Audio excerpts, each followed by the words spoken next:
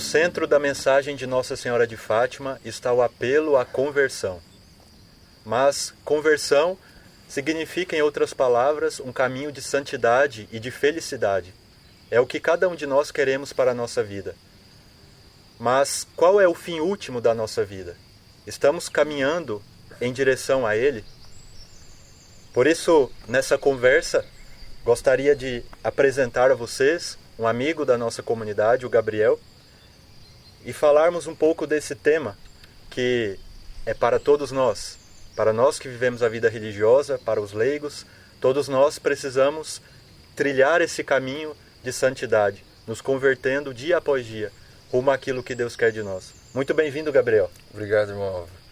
Bom, para mim é um prazer estar aqui com vocês todos, falando sobre esse tema tão importante para Portugal e começar, sobretudo, falando do fim último da existência humana, né? Como as caravelas são algo muito familiar aos portugueses, há um ditado que diz: um navio que não conhece o seu fim, o seu destino, qualquer vento lhe é favorável. Então, acho que essa frase soa muito familiar para os portugueses, né? Que conservam esse espírito de propagação da fé e que queiram ainda levar a fé ainda nos dias de hoje. E acho que é um pouco sobre isso que a gente vai falar hoje, não é? De falar um pouco sobre o nosso fim, a nossa missão, estando aqui na casa em Braga.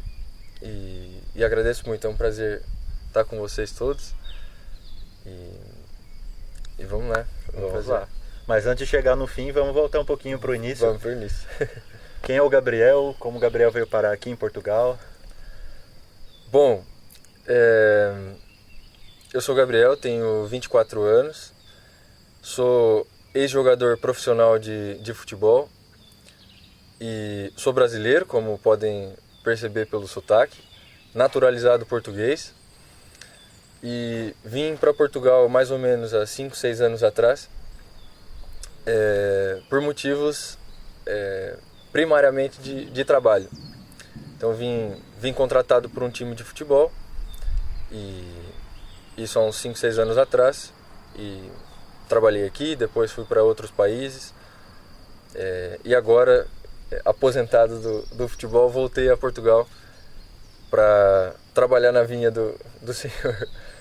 Então foi assim mais ou menos que eu vim parar aqui e é isso. Então deixou a bola, os gols, para buscar um caminho com aquele que dá todas as alegrias humanas, inclusive a do futebol, não é mesmo? Sim. Então, não que nós não gostamos de jogar bola, de fazer as coisas que são tão agradáveis a nós, Sim. Mas queremos dar um passo a mais, que é em vista desse fim último. Uhum. Agora, olhando para esse tempo como jovem aqui, jogando bola e também agora na igreja, o que você percebe que é esse fim último que Deus tem para nós? Sim. O que você enxerga nesse horizonte? Bom,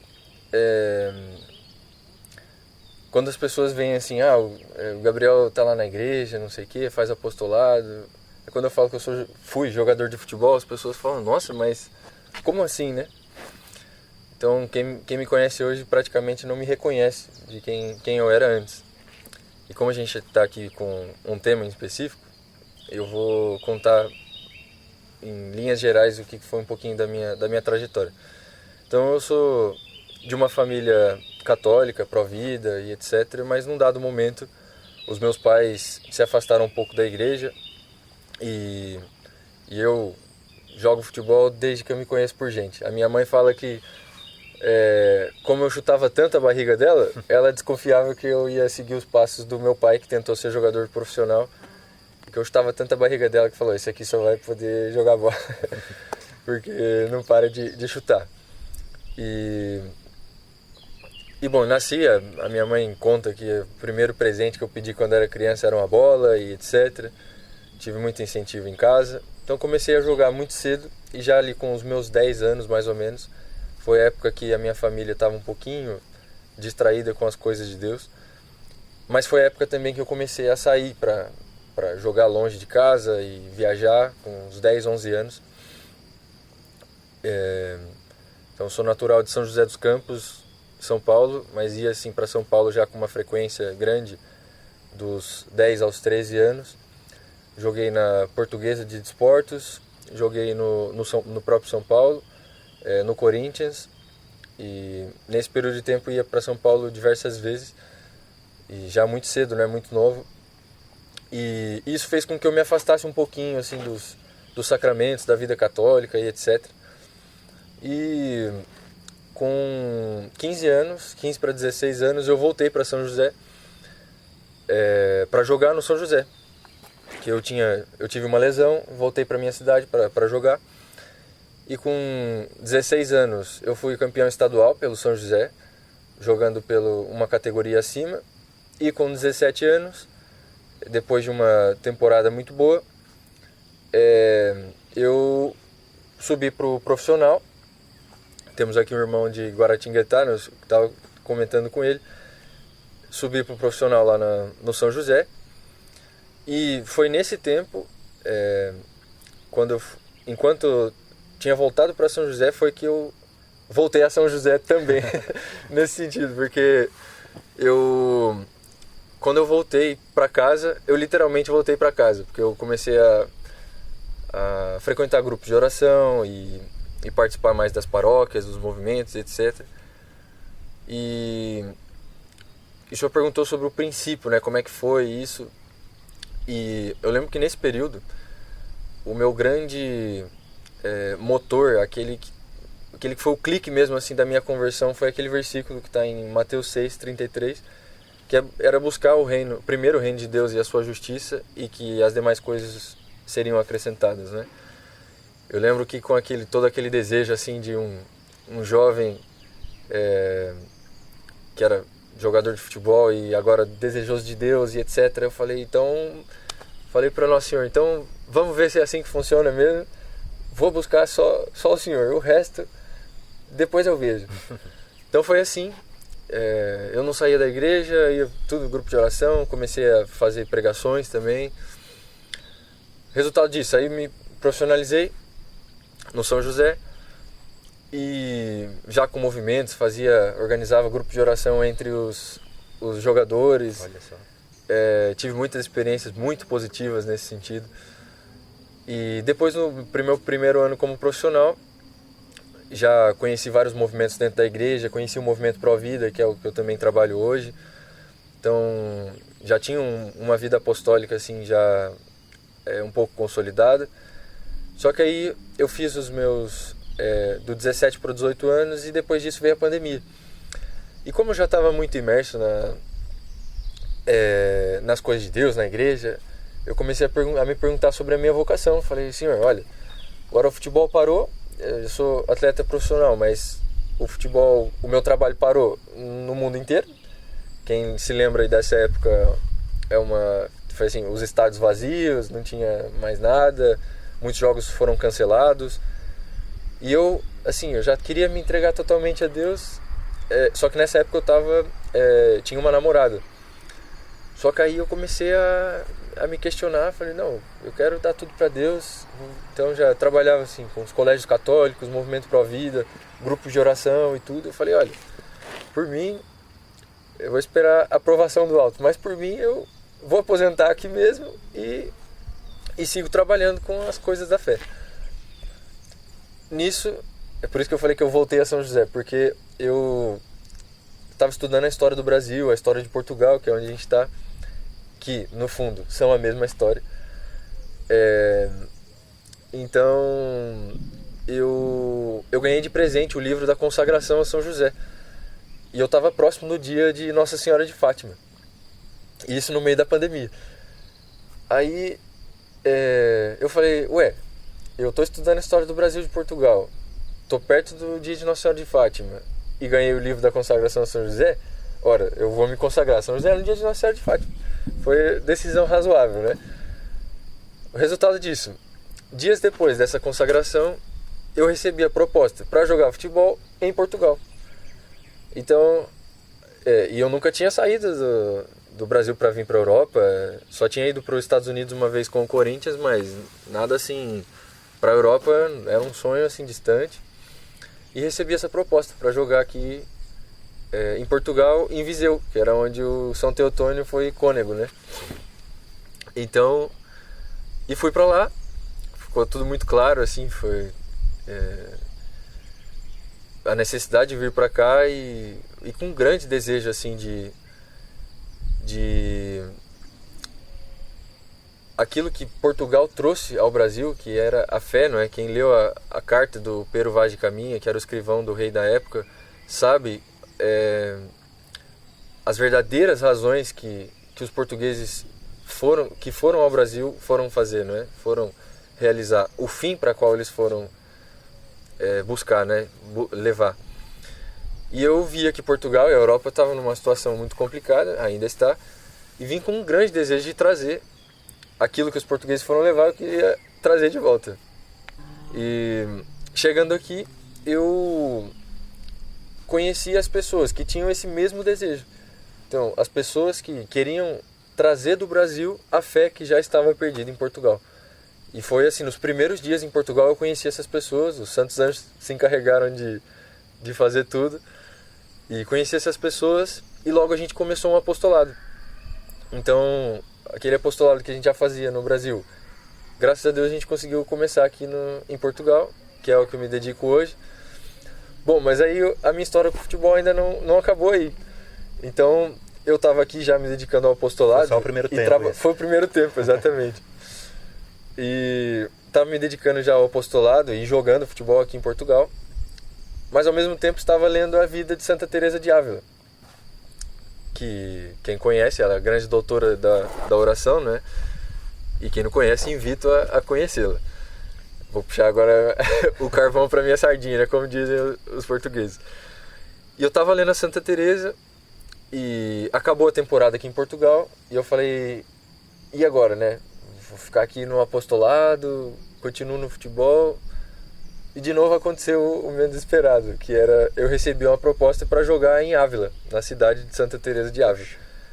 Aí eu falei para Nosso Senhor, mas de novo? Tá bom, vamos lá. Então eu fui para Ávila jogar, passei lá quase uma temporada e vinha para Portugal assim, também ver o pessoal do apostolado e etc. E continuei trabalhando, que Ávila assim também não é muito longe daqui.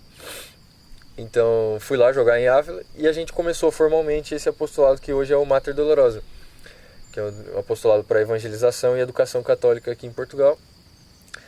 E na próxima temporada, o que aconteceu? A gente começou esse apostolado educacional e eu recebi uma proposta de Turim, que é onde está a sede dos Salesianos, onde está o São João Bosco e o Santo Sudário também, mas está lá o São João Bosco, o grande patrono da educação católica, né?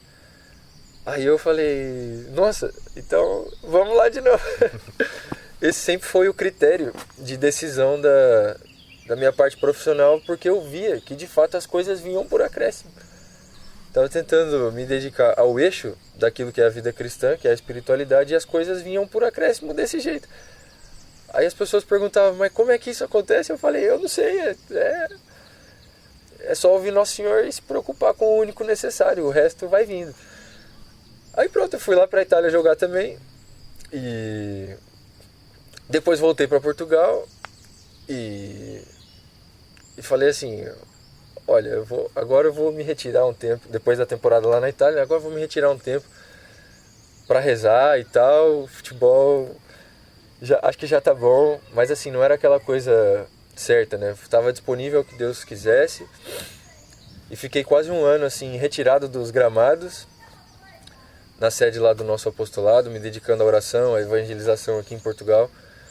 E depois de quase um ano, recebi outra proposta para jogar na Croácia.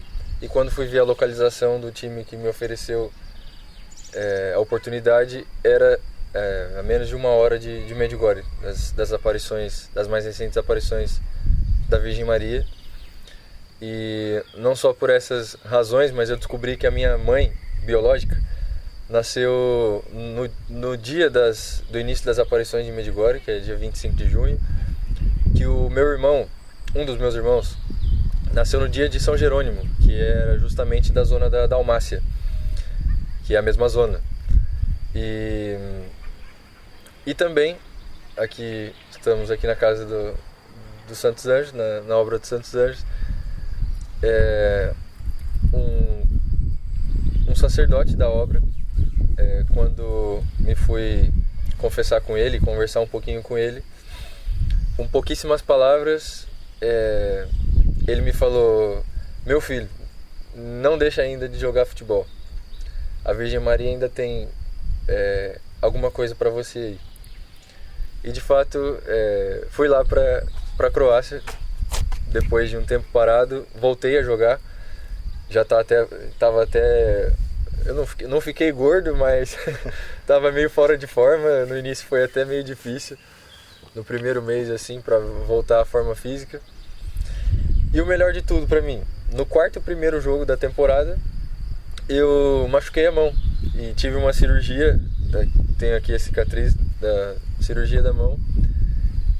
E pra mim foi incrível, porque eu fiquei sem jogar, morando numa cidade muito boa da Croácia, fazendo fisioterapia.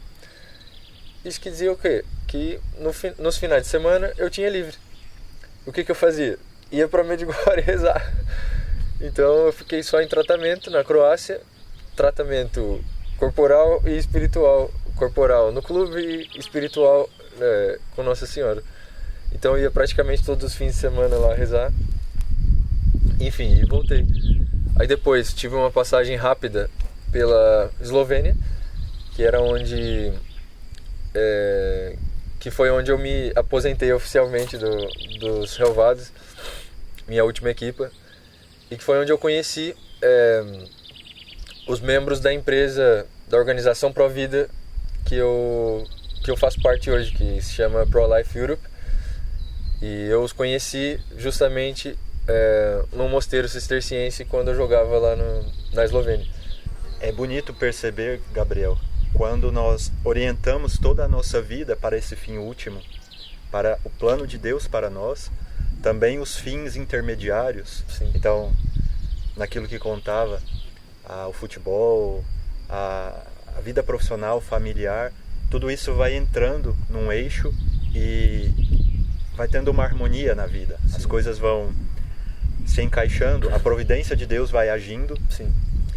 É lindo ver isso. E como esse convite à conversão que Deus tem para nós, quando nós assumimos de fato e nos lançamos mar adentro desse caminho de santidade, depois o próprio Senhor vai nos conduzindo, vai preparando e vai nos dando sinais, como Sim. você bem disse, Sim. claríssimos, da presença, do cuidado dele para nós. Sim. Eu costumo dizer que para mim parece algo extraordinário, não sei o que para mim tiveram que ser sinais claríssimos para vocês verem a minha limitação, assim, porque talvez se fosse alguém mais capacitado, melhor, conseguiria ver, não, isso aqui é de Deus. Mas não, para mim, como eu sou muito fraco e muito limitado, Deus teve que deixar as coisas tão explícitas assim pro meu caminho. E de fato, eu só tenho tentado ter Ele como eixo de todas as minhas escolhas, meus relacionamentos, e levar a sério esse chamado à conversão diária, né? E agora, com esse apostolado, também uma causa muito bela para se trabalhar na igreja nesse tempo, nos nossos dias. Então, se quiser ainda contar um pouquinho para nós, Sim. como se dá esse apostolado, quais são as atividades que vocês promovem. Sim. Depois de todo esse período, toda essa experiência nos Relvados, e agora voltando a Portugal, me dedicando a esse apostolado, que visa promover aquilo que é a própria estrutura da sociedade, não é? Aquilo que construiu a civilização ocidental, que é a fé católica. Quem tem alguma dúvida disso, recomendo a obra do Thomas Woods, Como a Igreja Católica Construiu a Civilização Ocidental. Lá isso prova isso aqui que eu não vou ter tempo de falar hoje, mas que eu estou dizendo. E, ora, qual é a base da sociedade? É a família. A base da família é a educação. Não existe educação sem virtude, e não existe verdadeira virtude sem oração. Então, algumas pessoas me perguntam: Gabriel, mas por que você deixou o futebol, uma profissão tão reconhecida, tão valorizada, com recursos, e tem reconhecimento público, tem bens e etc. Mas, de fato, quando a gente para pensar quais foram os últimos anseios e as ordens de Nosso Senhor, que foram, né, quando na sua ascensão diz: ide e ensinai todos os povos, batizai em nome da Santíssima Trindade, não é? E nós entendendo esse chamado e a beleza desse chamado, e por sua vez ser a própria base que construiu a civilização, para mim não foi nem um pouco difícil de escolher, sabe? Então a gente está se dedicando a esse apostolado aqui em Portugal para justamente oferecer a verdadeira educação católica, que por isso que é verdadeira, porque a igreja vem de Deus, e Deus foi quem tudo criou, quem nos salvou e quem nos consola. Ele é a criação e aquilo que mantém a criação, não é? E então para mim foi muito fácil de entender e de escolher esse caminho. Então a gente tem tentado promover uma educação genuinamente católica, da formação integral da pessoa humana, desde as mais tenras idades, né, até os adultos, pais, professores, crianças, jovens. E a gente tem se dedicado a isso. Então é mais ou menos nesse sentido, uma educação que visa formar as pessoas para o fim último delas, que é a santidade e a felicidade, como o senhor muito bem disse. É um trabalho, como o São João Paulo II gostava de dizer, um trabalho importantíssimo hoje na igreja. E é fácil, em certo sentido, trocar isso, a vida profissional, por esse trabalho, porque é trocar algo bom por algo ótimo. Então, é muito bom jogar, é muito bom ter uma carreira, uma vida profissional, um bom salário, uma certa fama, pode ser, mas trabalhar por algo que está em vista do fim último, pessoal, e de tantas pessoas, isso não tem preço. Isso é algo que realiza a pessoa como ser humano, nos realiza como homens, e depois, no fim das contas, é uma ajuda para a nossa própria conversão, esse tema da nossa conversa. Porque nos colocamos nessa engrenagem, nesse caminho de formação pessoal, para poder depois ajudar os outros também. E nesse processo, nessa engrenagem, também vamos nos lapidando, nos formando, e depois realmente não tem preço. Talvez para muitos é difícil compreender, mas quando o nosso intelecto está iluminado pela graça de Deus e vemos a verdade, então a nossa vontade compra esse bem. Exatamente. E a gente agarra e não quer mais largar. Isso é importante ressaltar, que algumas pessoas têm a tendência de achar, de poder achar que às vezes uma coisa é pior, outra é melhor. Em certo sentido, sim, mas o futebol, por exemplo, não é que seja um mal em si. Não. Isso é importante dizer. Existe aquilo que se conhece hoje de maneira mais clara na igreja, né? A santificação através do trabalho. E de fato, isso é possível. A gente viu muitos frutos assim, de conversões, muitos tipos de apostolado que dá para fazer em qualquer uma das circunstâncias que a gente esteja, né? E quando de fato a gente, como o senhor disse, tem a inteligência iluminada pela graça e a nossa vontade quer o bem, a gente sabe que todas as coisas concorrem para o bem dos que estão fazendo isso, né?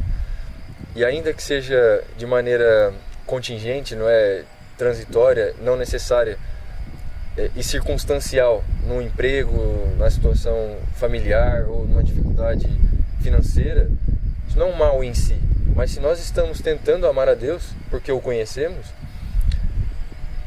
tudo vai concorrer para o nosso bem. E o que é o nosso bem? É a nossa santificação. Então é importante ressaltar isso, né?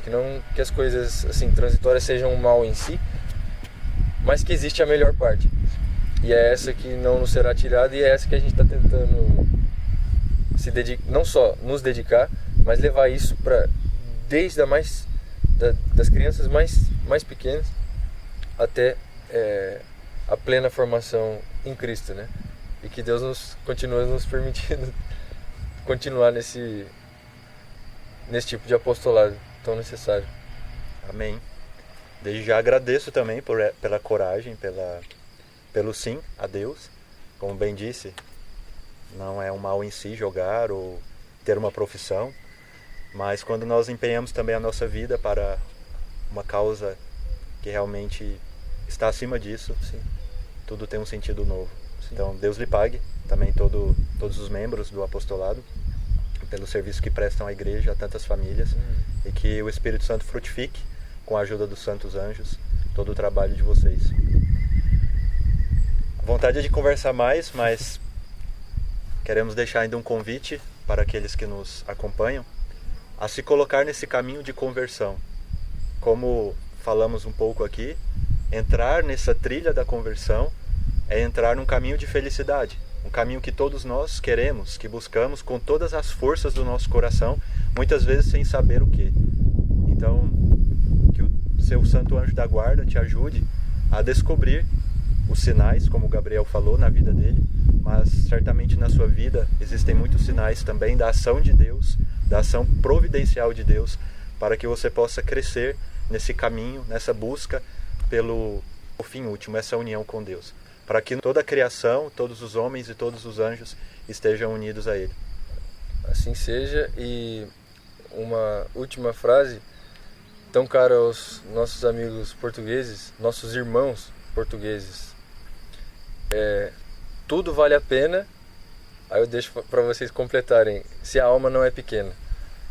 Então, quem tem um porquê suporta o qualquer como. E quando o nosso porquê é a verdade, é o bem, é o belo, que é Deus, tudo vem por acréscimo. E quão feliz nós somos por usar dessa determinada determinação para buscar primeiro o reino de Deus e a sua justiça, e o quão felizes já nessa terra nós somos por viver essa continuidade da misericórdia de Deus que se estende de geração em geração, e que tudo isso, e que esse convite a quem for assistir essa breve conversa se estenda, para que a gente se converta, creia no Evangelho, porque a vida com o nosso Senhor é o único caminho, porque Ele é o caminho, e que isso sirva para a maior honra e glória de Deus, para a salvação das almas e para o apostolado aqui em Portugal e no Brasil e no mundo inteiro. Muito obrigado a todos.